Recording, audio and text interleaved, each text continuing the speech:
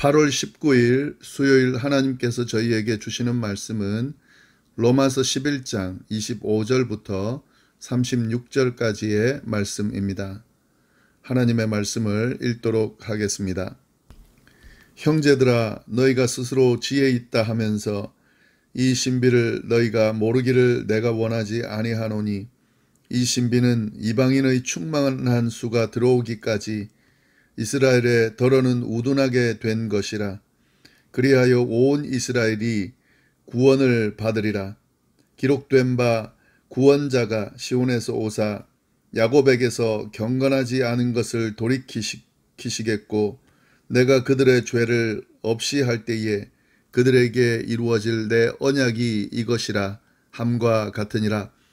복음으로 하면 그들이 너희로 말미암아 원수된 자요, 택하심으로 하면 조상들로 말미암아 사랑을 입은 자라. 하나님의 은사와 부르심에는 후회하심이 없느니라.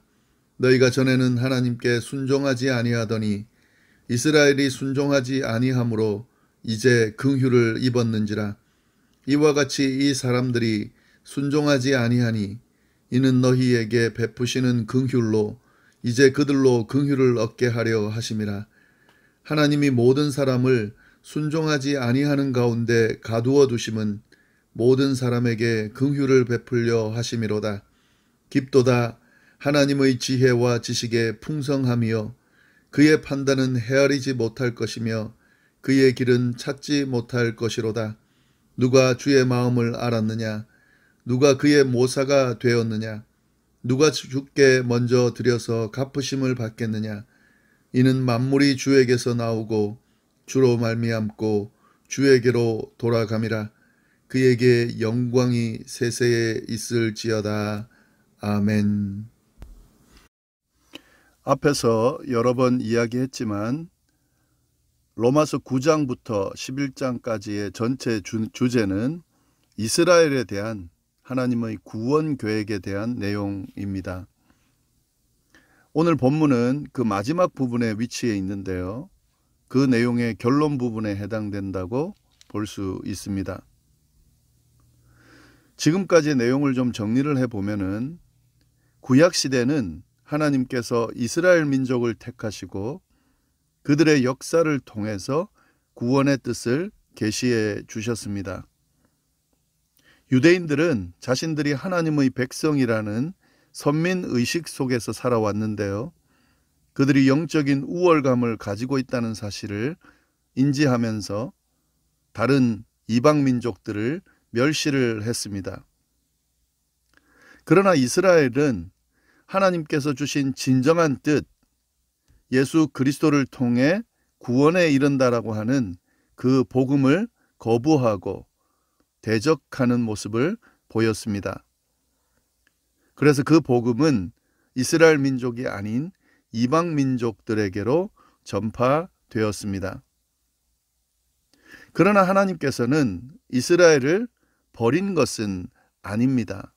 바울이 주장하고자 하는 내용은 바로 이 내용인데요, 하나님께서 그리스도를 통한 구원의 소식을 전해주셨을 때에 이스라엘 민족들이 받아들이지 않음으로 말미암아 이방 민족들에게 전해지는 그런 결과가 나타났지만, 그래도 이스라엘을 버리신 것은 아니다라고 하는 사실을 강조하면서 계속해서 그 이야기를 주장해 왔습니다.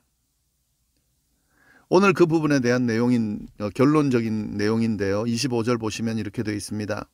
형제들아, 너희가 스스로 지혜 있다 하면서 이 신비를 너희가 모르기를 내가 원하지 아니하노니. 여기서 형제들은 이스라엘 민족들이죠. 이 이스라엘 민족들에게 바울이 이야기합니다.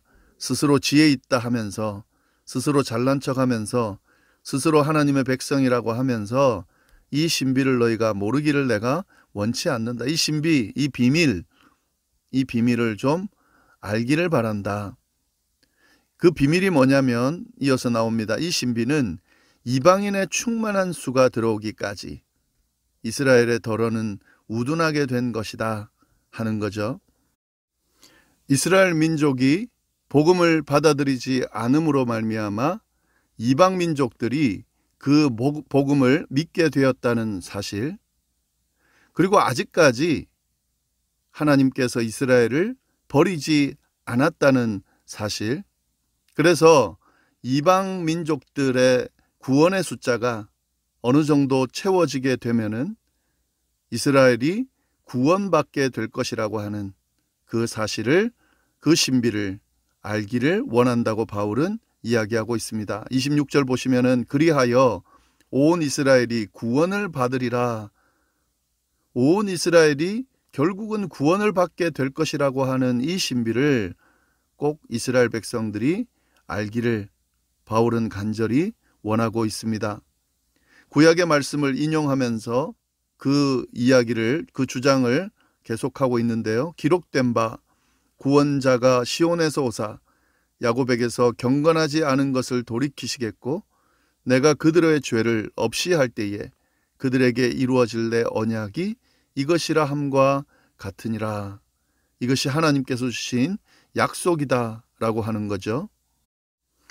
바울은 이러한 내용을 로마서를 받는 그 로마 교회 이방인 그리스도인들에게도 알려주고 있습니다. 28절 말씀 보시면은 복음으로 하면 그들이 너희로 말미암아 원수된 자요 택하심으로 하면 조상들로 말미암아 사랑을 입은 자라. 하나님의 은사와 부르심에는 후회하심이 없느니라. 이스라엘 백성들의 이 이중적인 면을 이야기하고 있는데, 복음으로 한다면 지금 그들이 유대인이지만 그들이 복음을 받아들이지 않고 있기 때문에 하나님께 원수된 자는 분명합니다. 그러나 택하심으로 한다면, 그들이 택함 받은 걸로 한다면 조상들로 말미암아, 그들의 조상들로 말미암아 사랑을 입은 자라. 그들의 조상들의 후손이라는 이유로 그들이 사랑을 입은 하나님의 백성은 분명합니다. 하나님의 은사와 부르심에 후회하심이 없다. 그러니 하나님께서는 이들을 지금 비록 하나님의 뜻을 순종하지 않고 있지만 그들을 하나님께서 선택하셨다라고 하는 부분에 대해서는 하나님께서 후회하지 않으신다 하는 거죠. 그들에게 여전히 구원의 기회가 주어지고 있다라는 사실을 바울은 이방인 그리스도인들에게도 함께 이야기하고 있습니다. 유대인들이든 이방인 그리스도인들이든 또 이방인들이든 이런 하나님의 뜻을 바울은 지금 전달하면서 유대인이든 이방인이든 누구든 하나님께서 그들을 구원하기를 원하신다라는 사실을 이야기하고 있다고 볼 수도 있습니다. 30절부터 32절에 나오는 내용이 그 내용인데요. 너희가 전에는 하나님께 순종하지 아니하더니, 이 이방인들이죠. 이방인 그리스도인들이죠. 하나님께 순종하지 않던 이방인들이었다 하는 겁니다. 이스라엘이 순종하지 아니함으로 이제 긍휼을 입었는지라. 이스라엘이 순종하지 아니함으로 너희가 이방인이었지만 이젠 긍휼을 입은 자들이 됐다 하는 겁니다. 이와 같이 이 사람들이 순종하지 아니하니 이는 너희에게 베푸시는 긍휼로 이제는 그들도 긍휼을 얻게 하려 하심이라. 하나님께 순종하지 않던 이방인들이 하나님의 긍휼을 입었다라고 한다면 이 하나님의 백성들, 그러나 지금은 비록 순종하지 않는 사람들이지만 그들도 긍휼을 입게 될 거다라고 하는 이야기인 거죠. 그러면서 32절 이렇게 이야기합니다. 하나님이 모든 사람을 순종하지 아니하는 가운데 두심은, 가두어 두심은 모든 사람에게 긍휼을 베풀려 하심이로다. 모든 순종하지 아니하는 사람들, 그 사람들에게 하나님께서는 긍휼을 베푸신다 하는 거죠. 그것이 이방인이든 유대인이든 모두가 다 하나님의 긍휼 가운데 있다라고 하는 사실. 그렇기 때문에 사도 바울은 이스라엘도, 지금은 불순종하고 있는 이스라엘도 하나님의 긍휼 가운데 있고 그들도 반드시 구원을 받게 될 거다. 예수 그리스도를 구주로 믿음으로, 이 복음을 받아들임으로 말미암아 구원에 이르게 될 거라고 하는 그 희망을, 또 확신을 지금 이야기해 주고 있는 거죠. 그러면서 사도 바울은 33절부터 36절까지의 말씀을 이제 이야기를 합니다. 그런데 여기서 저희가 한 가지 기억해야 될 것은 로마서가 크게 두 부분의 내용으로 나눠진다라는 말씀 들으셨는데요. 로마서는 교리 부분과 윤리 부분 이렇게 크게 두 부분으로 나눠집니다. 로마서 1장부터 11장까지가 교리 부분이고 12장부터 16장까지가 윤리에 대한 내용이 나옵니다. 그래서 이 33절부터 36절까지의 말씀은 로마서 1장부터 11장까지 교리 부분에 대한 마지막 부분이다. 그러니까 결론 부분이다. 이렇게 말씀을 드릴 수 있을 것 같은데요. 그 사실을 염두에 두면서 이 말씀을 살펴볼 필요가 있습니다. 바울은 1장부터 11장에서 유대인과 이방인을 구별하지 않고 모든 사람을 구원하시는 하나님의 위대한 계획을 진술했습니다. 이방인들도 하나님께서 구원하신다는 내용을 쭉 말씀드렸고 또 이스라엘도 하나님께서 구원하실 것이다 라는 사실을 바울이 쭉 이야기를 했습니다.